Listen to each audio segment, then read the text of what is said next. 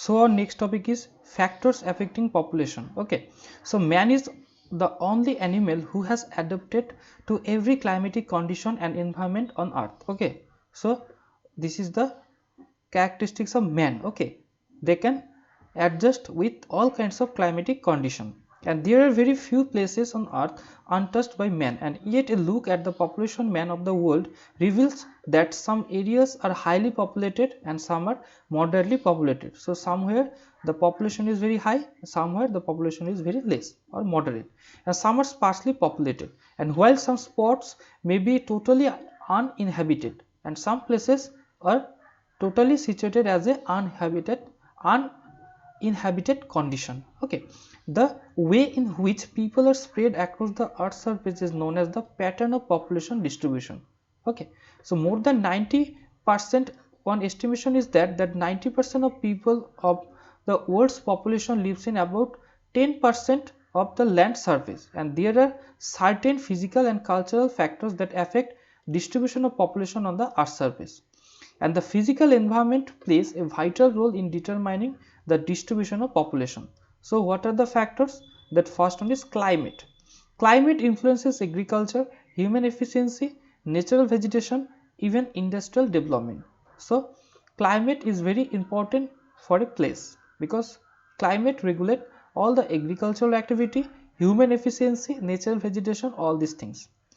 Temperate regions with moderate climate are more favored for human settlement and development.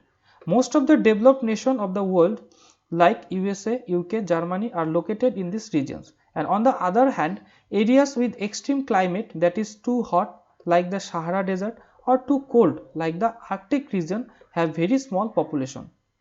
That Antarctica is an uninhabited continent on account of its extremely low temperature and vast ice cover. So the extremely low temperature is situated in Antarctica, that's why there have not any kind of habitat. Okay, so next one is topography.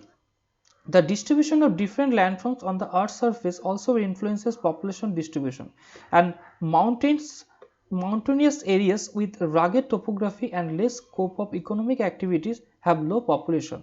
In the mountainous region, they have the rugged topography, that means undulating topography, and these are not suitable for any kind of economic activities. That's what they have the low population.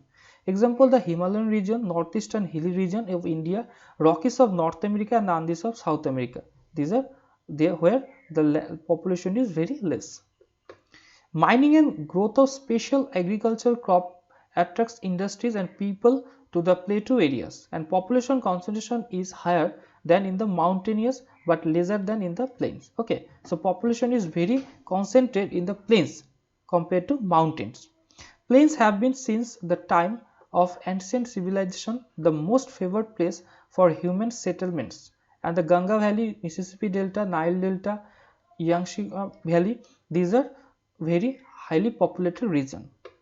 Next factor is soil. In developing countries, agriculture is the main occupation, as agriculture is dependent on soil. So soil should be fertile, and regions with fertile soil are more densely populated than regions with unproductive soil.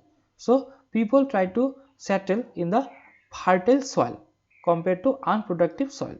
And example, river valleys with alluvial soil favored intensive cultivation of rice. A peace in the region also influence population distribution. Okay, next is the geographical factor. Next to come to into the water. That water is also another kind of factor, that human beings cannot live without water. So where water availability is situated, there try to people decide to settle there.